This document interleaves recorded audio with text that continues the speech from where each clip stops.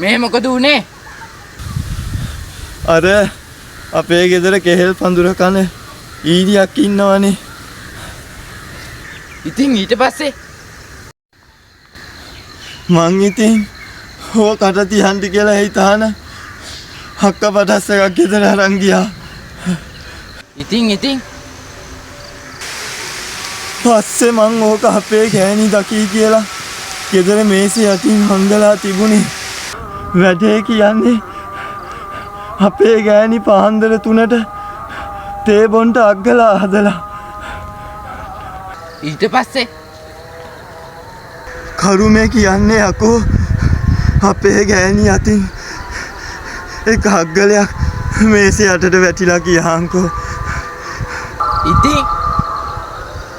ඉතින් කියන්නේ මම පාන්දර 3ට තේ බීලා අග්ගලා කඩ්ඩි තමයි දන්නේ අපේ ගෑණිට අග්ගලේ හක්ක බටසේ මාරු වෙලා කියලා.